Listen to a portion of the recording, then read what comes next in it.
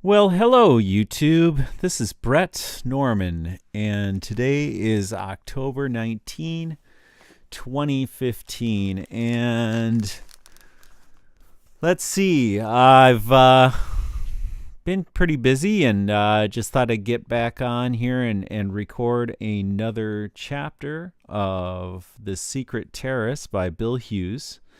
And now we're on chapter 3, and I guess now might be a good time to just quick give a word of thanks and support to Tom Fress there from Inquisition Update and his book that, or the book that he is reviewing and giving us his wonderful insights on right now is The Global Vatican. And as you might know, I have been active with the show The Hour of the Truth on Jörg Glisman's channel, rather, and that's Joggler66 on YouTube. And I just wanted to quick give my support and a word of thanks to them for their continued work in the field of exposing the papacy and reflecting upon current events of today. And so with that being said, I will continue my reading here, chapter 3, and I'll start from the top here. And the title of this chapter is Presidents Harrison, Taylor, and Buchanan. Okay, so from the top. William Henry Harrison was elected to the presidency of the United States in the year 1841. He was already well up in years at 67, but he was very healthy and robust. All who knew him felt that he would have no problem going through his full 4 years in office. However, just 35 days after taking the oath of office, President Harrison was dead on April 4, 1841. Most, if not all, encyclopedias will tell you that he died of pneumonia after having his inaugural address in the severe cold of Washington, D.C. But that is incorrect. He did not die of pneumonia. When Harrison came to office, a very tense situation existed in the country. Trouble was brewing between the North and South over the issue of slavery. There was contention over the annexation of Texas, whether it would be admitted free or slave. An attempt had been made on President Jackson's life just 6 years before. Harrison took office a short 20 years before the Civil War. The influence of the Jesuits was weighing heavily upon America. As we have already seen, the Congress at Vienna, Verona, and Cherry were determined to destroy popular government wherever it was found. The prime target was the United States and the destruction of every Protestant principle. The despicable Jesuits were ordered to carry out this destruction. Andrew Jackson faced the onslaught of the Jesuits via the political minefields of John C. Calhoun and the financial wizardry of Nicholas Biddle. William Henry Harrison had also refused to go along with the Jesuits. The Jesuits' goals for America, that is. In his inaugural address, he made these comments, quote, "We admit of no government by divine right, believing that so far as power is concerned, the beneficent Creator has made no distinction among men, that all are upon an equality, and that the only legitimate right to govern is upon the expressed grant of power from the governed." Burke McCarty, The Suppressed Truth About the Assassination of Abraham Lincoln. By that statement, President Harrison had just incurred the deadly wrath of the Jesuits. Quote, with these unmistakable words, President Harrison made his position clear. He hurled defiance to the divine right enemies of our popular government. Burke McCarty is talking about Rome when he says that.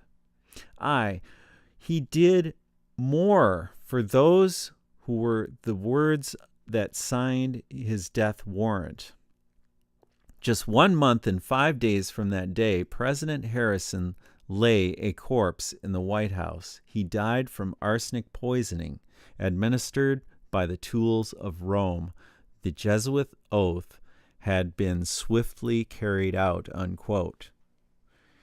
And if you don't know the Jesuit oath, here it is. Quote, I do further promise and declare that I will, when opportunity presents, make and wage relentless war secretly or openly against all heretics, Protestants, and liberals, as I am directed to do, to extirpate them and exterminate them from the face of the earth. That when the same cannot be done openly, I will use secretly the poisoned cup, regardless of honor, rank, dignity, or authority of the person or persons whatsoever may be their condition in life, either public or private, as I at any time may be directed to do by an agent of the Pope or superior of the Brotherhood of the Holy Faith of the Society of Jesus, unquote. Yes, what a despicable oath it is. And to think that we have so many Jesuits all around us here in America is just disgusting. Okay, back from my comments here. I will continue. For nearly 1,000 years, the Roman Catholic popes felt that they ruled by divine right, that their power had come directly from God, and that all men were to bow to their authority and control. If a ruler would not submit his position at the country he ruled into the hands of the Pope, then that person had no right to rule. When Harrison stated that, quote, we admit of no government by divine right, unquote, he was declaring that he and the United States were in no way going to submit to the Pope's control. To the Pope and his heinous Jesuits, this was a slap in the face that they felt must be dealt with immediately. It was not Harrison alone that had rejected Rome's authority, for he was simply stating what the Declaration of Independence and the Constitution had declared before him. Our republic totally refused the control that the Pope and the Jesuits were trying to apply. When a nation, church, or individual refuses to submit to the authority of the papacy, they are finished. Unless God intervenes, the lives of those opposing the papacy will be terminated. This concept is completely foreign to the thinking of people who have lived under a free constitutional government. The inalienable rights to government without a king. Oh, I'm sorry. Let me start that over, that last sentence. The inalienable rights to worship God according to the dictates of one's own conscience and a government without a king are taken for granted in the United States today. Oh my, aren't they ever taken for granted? Okay. I mean, I got to make some comments here. I mean, wow. Just watched a video today, and I'm very, very tempted to mirror this video and put it up on my channel. It is called It Might Be Sunday, or It Was Sunday. What was the name of that video? Quick, see if I got it up here. It's Maybe on Sunday by James Abarito. Or I can't pronounce his name right now. But anyway, yeah, excellent video. Um, just really, really good points about Sunday law in that video, and kind of goes into the fine details of Exodus and chapter 20, verse 8, of course. And wow, just really, really good video to think about. So, and we really need to start questioning Christians that are around us, close to us every day. I work with some Christians, and I'm definitely, telling them as much as I can handle, telling them I try. I'm not the most brilliant bulb on the tree, but you got to give it a shot. That's all I'm saying. And God put us here for a reason. If we don't use our voice and start reaching out to other people and questioning their beliefs as well as Christians, we need to come together to the knowledge of the truth. And sometimes we fall short, and I am not the only one to fall short. I'll tell you, I'm definitely with you people out there on that. I mean, we got to help each other out, and that's one of the reasons I'm doing this reading tonight, and I'm trying to approach this really positively, just like everyone else. So I'll go back to that sentence again. We'll continue. The inalienable rights to worship God according to the dictates of one's own conscience and a government without a king are taken for granted in the United States today. We don't realize that Harrison's statement was a dagger aimed at the heart of the papacy's existence. Another ruler who refused to be dictated to by the papacy was the Queen Elizabeth of England. She was one of Henry VIII's daughters and ruled England from 1558 to 1603. She ascended the throne following the death of her half-sister, Bloody Mary, who ruled England from 1553 to 1558.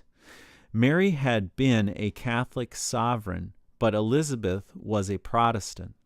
Quote, after her ascension, Elizabeth wrote Sir Richard Crane, the English ambassador in Rome, to notify the people of her ascension. But she was informed by His Holiness, quote unquote, that England was a fief, servant or slave, of the quote unquote Holy See, that Elizabeth had no right to assume the crown without his permission, that she was not born in lawful wedlock, and could not therefore reign over England, that her safest course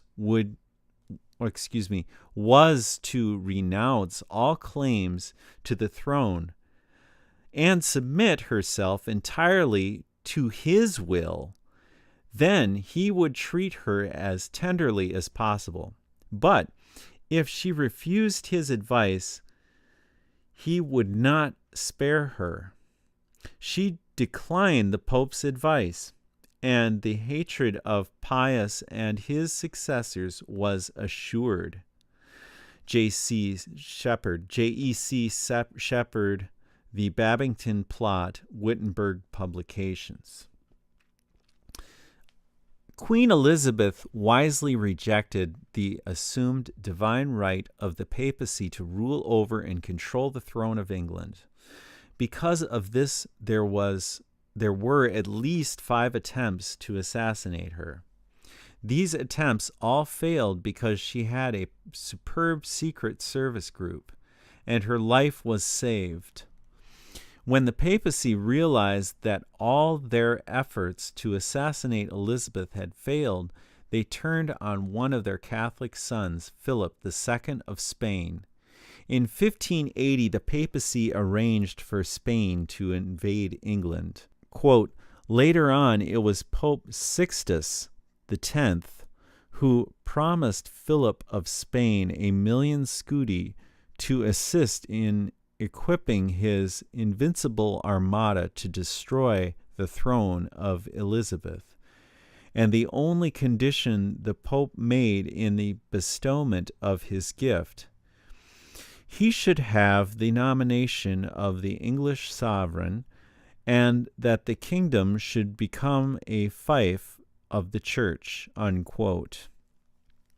The famous Spanish Armada was sent to crush England because Elizabeth would not give her throne and kingdom to the Pope. For 30 years, the Jesuits tried to kill Elizabeth, but failed. Finally, they conspired with Philip II of Spain to annihilate her with the Armada. Quote, "We charge the popes of the succession with being the prime movers in the entire adult life of Elizabeth to deliberately destroy her and her kingdom, forcing England's return to the domination of their evil, enslaving system called the Roman Catholic Church." Not only was the Pope the prime mover of the seditious intrigues in England, but he was the mainspring of the ongoing treachery. The Pope insisted on exercising absolute authority and sovereignty over all the kings and princes, and dared to assume the prerogatives of deity in wielding his spiritual and temporal swords, unquote. Likewise, as William Henry Harrison took his oath to become the President of the United States, the Jesuits saw a man that openly opposed them and their plans.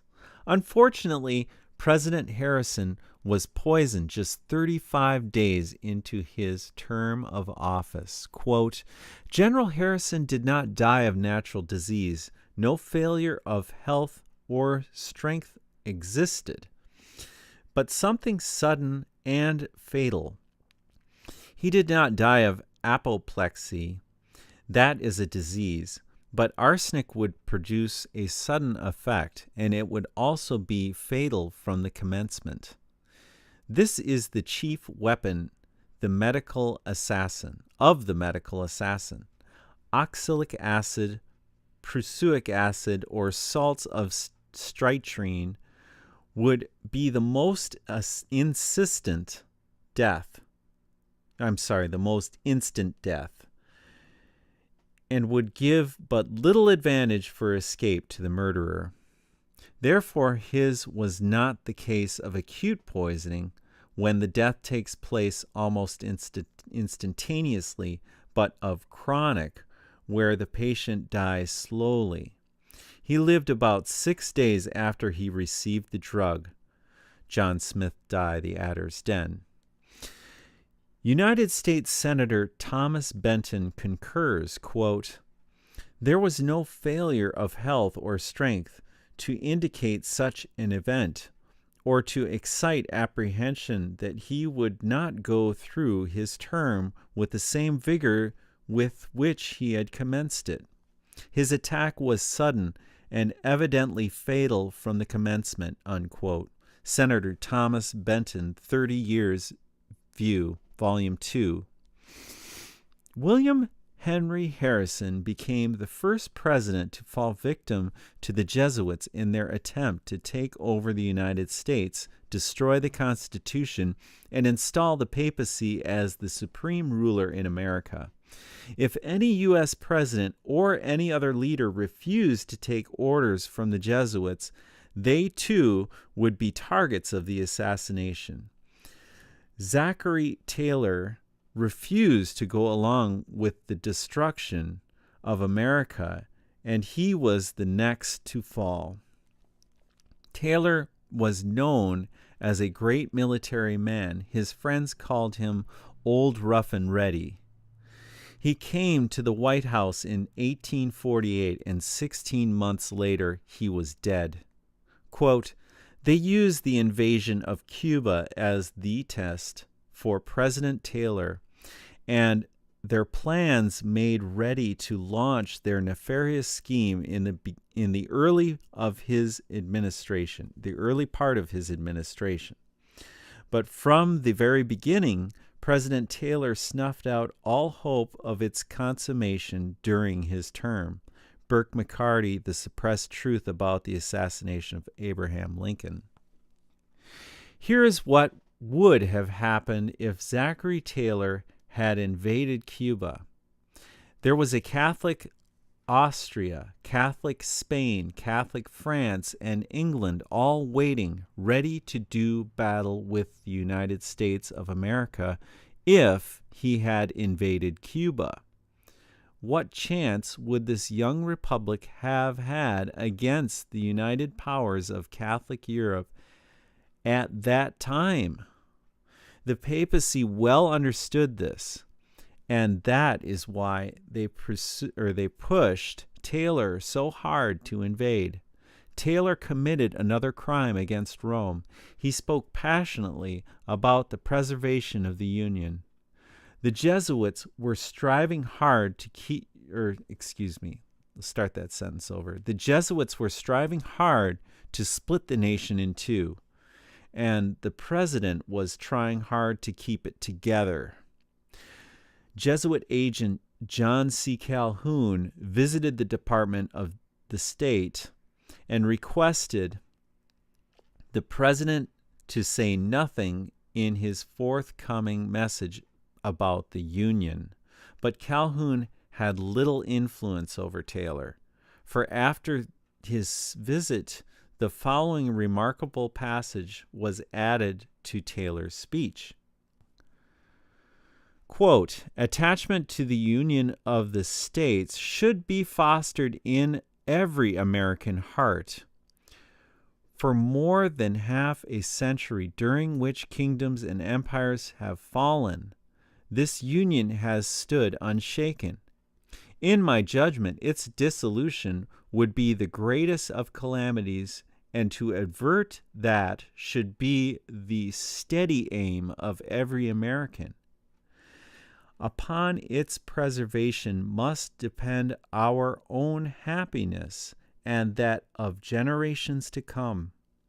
Whatever dangers may threaten it, I shall stand by it and maintain it in its integrity to the full extent of my obligations or the obligations imposed and power conferred upon me by the Constitution." Unquote. John Smith Dye, The Adder's Den. McCarty picks up the story from here. Quote, "There was no quibbling in this. The pro-slavery leaders had nothing to count on in Taylor. Therefore, they decided on his assassination.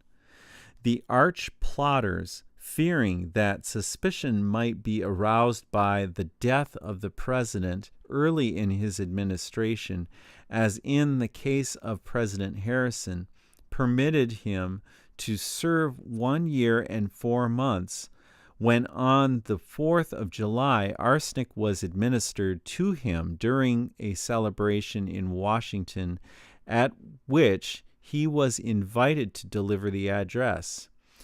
He went in perfect health in the morning and was taken ill by the afternoon about 5 o'clock and died on the Monday following, having been sick the same number of days with precisely the same symptoms as was his predecessor, President Harrison." Burke McCarty, The Suppressed Truth About the Assassination of Abraham Lincoln. Quote, "The slave power, the Jesuits, had now sufficient reason to count him as an enemy, and his history gave them to understand that he never surrendered. Those having slavery politically committed to their care had long before sworn that no person should ever occupy the presidential chair that had opposed their schemes in the interest of slavery. They had resolved to take his life. This the slave power, the Jesuits, understood, and they determined to serve him as they had previously served General Harrison, and only waited a favorable opportunity to carry out their hellish intent. The celebration of the 4th of July was near at hand, and it was resolved to take advantage of that day and give him the fatal drug. John Smith died the adder's den. Unquote. 6 years later, James Buchanan, a Pennsylvania Democrat, was elected president. James Buchanan had wined and dined with the Southerners, and it appeared as though he would go along with their desires. Quote, the new president proved himself a decided trimmer. Although he was a Northern man, he had strongly courted the Southern leaders and given them to understand that he was with them heart and soul. In short, he double-crossed them. The gentleman had had his ear to the ground, evidently, and had heard the rumble of the abolitionists' wheel.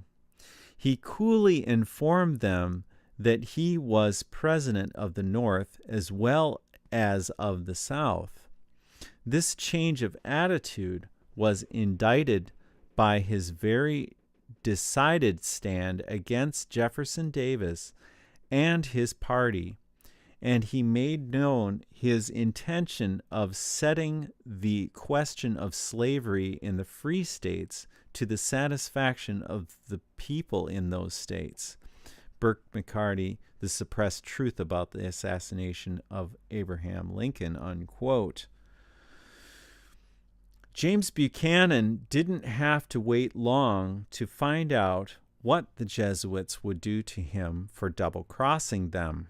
Quote, on Washington's birthday, Buchanan's stand became known, and the next day he was poisoned. The plot was deep and planned with skill. Mr. Buchanan, as was customary with men in his station, had a table and chairs reserved for himself and friends in the dining room at the National Hotel. The president was known to be an inadvertent tea drinker. In fact, Northern people rarely drink anything else in the evening. Southern men prefer coffee. Thus, to make sure Buchanan and his Northern friends, arsenic was sprinkled in the bowls containing the tea and lump sugar and set in the table where he was to sit. The pulverized sugar in the bowls used for coffee and on the other tables was kept free from the poison. Not a single Southern man was affected or harmed. 50 or 60 persons dined at the table that evening, and as nearly as can be learned, about 38 died from the effects of the poison. President Buchanan was poisoned, and with great difficulty his life was saved. His physicians treated him understandingly from instructions given by himself as to the cause of the illness, for he understood well what was the matter. Since the appearance of the epidemic, the tables at the National Hotel have been almost empty. Have the proprietors of the hotel or clerks or servants suffered from it? If not, in what respect did their diet and accommodations differ from those of the guests? There is more in this calamity than meets the eye. It's a matter that should not be trifled with. Unquote. The New York Post, March 18, 1857. James Buchanan was poisoned and almost died. He lived because he knew that he had been given arsenic poisoning, and so informed his doctors. He knew that the Jesuits poisoned Harrison and Taylor. The Jesuit order fulfilled their oath again that they would poison, kill, or do whatever was necessary to remove those who opposed their plans. From 1841 to 1857, we saw that 3 presidents were attacked by the Jesuits as outlined in the Congress of Vienna, Verona, and Chieri. 2 died and 1 barely escaped.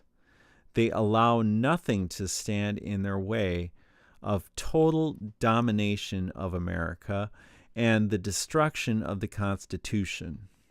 As they look at America, the priests of Rome have stated, quote, We are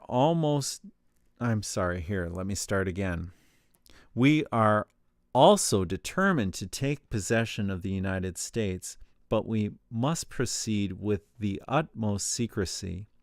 Silently and patiently we must mass our Roman Catholics in the great cities of the United States, remembering that the vote of a poor journeyman, though he be covered with rags, has as much weight in the scale of powers as the millionaire Astor. And that if we have 2 votes against his 1, he will become as powerless as an oyster. Let us then multiply our votes. Let us call our poor but faithful Irish Catholics from every corner of the world and gather them into the very hearts of the cities of Washington, New York, Boston, Chicago, Buffalo, Albany, Troy, Cincinnati. Under the shadows of those great cities, the Americans consider themselves a gigantic, unconquerable race. They look upon the poor Irish Catholics with supreme contempt, as only fit to dig their canals, sweep their streets, and work in their kitchens. Let no one awake those sleeping lions today. Let us pray God that they continue to sleep for years longer, waking only to find their votes outnumbered, as we will turn them forever out of every position of honor, power, and profit. What will those so-called giants think when not a single senator or member of Congress will be chosen unless he has submitted to our Holy Father, the Pope? Oh boy, now I gotta make a comment here. We just had Pontifex Maximus of the 21st century visit a joint session of Congress on September 24th, 2015. And man, oh man, if there was no opposition in there, I mean, come on. I mean, just go look at that speech and tell me where the protest was in that room of congressmen and women. There was no protest. They were all united behind the Pope. If there was any protest, there was no voices heard at that event. Nothing happened. They were all clapping and standing in unison behind him. There were a few that were sitting down, but not many. Mostly, they were all applauding the Pope. What a sad day that was. And I'll leave it at that. So back to the end of the chapter here. We will not only elect the president, but fill and command the armies. Let me start this over. Okay. Back to this quote from my comment here. We will not only elect the president, but fill and command the armies, man the navies, and hold the keys of the public treasury. Then we will rule the United States and lay them at the feet of the Vicar of Jesus Christ. that he may put an end to their godless system of education and impious laws of liberty and conscience, which are an insult to God and man. Charles Chinnicky, 50 Years in the Church of Rome, Chick Publications, unquote. When they say, quote, Vicar of Christ, unquote, they mean the Pope. All right, and this ends the reading of chapter 3, The Secret Terrace. And yes, godless system of education. They're referring to our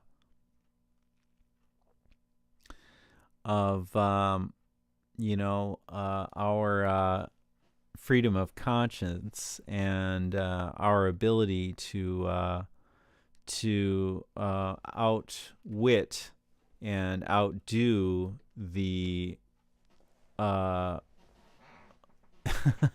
Roman Catholic Church and their dogmas. So up and coming, we have Chapter 4, President Abraham Lincoln. This should be really interesting. So yeah, I'm just getting back into this book again, and just also got to quick say another word of appreciation and thanks for the shows The Hour of the Truth and Inquisition Update. That pretty much concludes for today, and thanks again, everybody, and I'm hoping that these readings can continue and we can continue to support our brethren on the front lines of truth today. So good night and bye-bye.